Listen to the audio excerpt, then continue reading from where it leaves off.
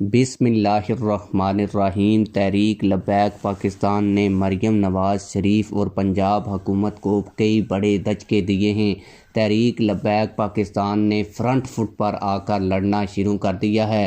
تحریک لبیک پاکستان نے مریم نواز اور پنجاب حکومت کو کیا بڑے دھچکے دیے ہیں، یہ آج کی اس ویڈیو میں آپ لوگوں کو تفصیل کے ساتھ بتاؤں گا۔ لیکن ویڈیو شروع کرنے سے پہلے آپ لوگوں سے یہی گزارش ہے کہ ویڈیو کو لائک کریں، چینل کو سبسکرائب کریں تاکہ ہماری ہر نئی آنے والی اپڈیٹ آپ لوگوں کو بر وقت ملتی رہے۔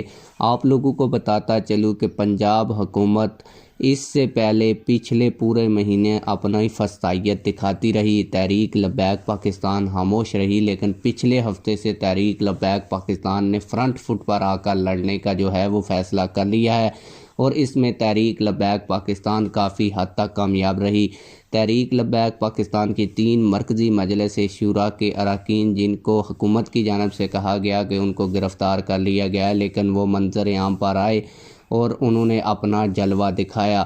تحریک لبیک پاکستان اس وقت فرنٹ فٹ پر لڑنا جو ہے وہ سٹارٹ کر چکی ہے۔ تحریک لبیک پاکستان کا زیر اہتمام جو علامہ حافظ آدم حسین رضوی صاحب کا عرس تھا، اس کو روکنے کی فل کوشش مریم نواز شریف صاحبہ کی طرف سے کی گئی، لیکن یہ عرس جو ہے وہ پوری دنیا میں منایا گیا۔ آپ لوگوں کو یہ بھی بتا دوں کہ پاکستان کے کئی مقامات پر عرس جو ہے وہ ہوا، اور پنجاب کے کئی اضلاع کے اندر بھی دعائیہ تقریبات ہوئیں، قرآن کریم پڑھ کر ایصال ثواب کیا گیا۔ تو مریم نواز شریف صاحبہ کا جو فیصلہ تھا عرس روکنے کا، وہ اس میں وہ مسلسل ناکام رہیں۔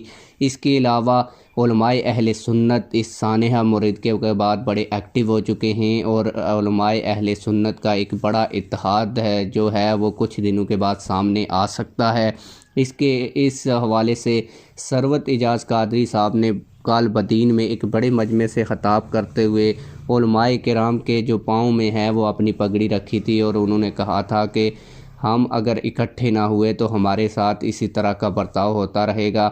اس لیے انہوں نے یہ بھی کہا کہ میں نے یہ جو پگڑی آپ لوگوں کے قدموں میں رکھی ہے، اس کی وجہ یہی ہے کہ آپ نے اہل سنت کے درمیان جو ہے وہ اتحاد کروانا ہے۔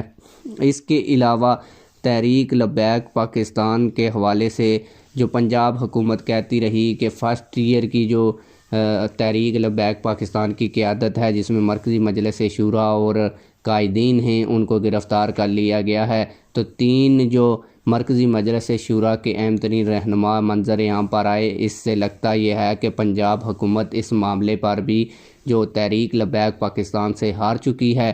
آپ لوگوں کو یہ بھی بتاتا چلوں کہ سب سے جو اہم ترین لڑائی جو تحریک لبیک پاکستان نے لڑی ہے، جو آج ضمنی الیکشن ہونے جا رہے ہیں، اس میں تحریک لبیک پاکستان کو روکنے کی فل کوشش کی گئی۔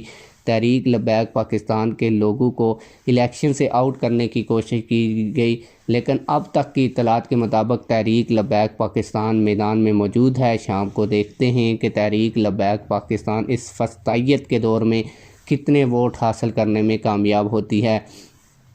جو آپ لوگوں کو یہ بھی بتا دوں، ویسے تو یہ جو الیکشن ہونے جا رہے ہیں یہ فل سلیکٹڈ ہیں، اور نون لیگ کو اس میں سلیکٹ کیا گیا ہے، لیکن عوام دیکھتے ہیں کہ کس طرف اپنا رجحان دکھاتی ہے۔ تحریک لبیک پاکستان کو کچھ بھی کرنے نہیں دیا گیا، نہ ہی ان کو کیمپ لگانے دیے گئے ہیں، نہ ہی ان کو الیکشن کمپین کرنے دی گئی ہے، نہ ہی تحریک لبیک پاکستان کے جو امیدوار تھے ان کو سامنے آنے دیا گیا ہے۔ پھر بھی اس کے باوجود ہمارے پاس جو اطلاعات ہیں، بڑی تعداد میں لوگ جو ہیں وہ تحریک لبیک پاکستان کو ووٹ ڈالنے جا رہے ہیں۔ یہی تحریک لبیک پاکستان کی بڑی کامیابی ہے۔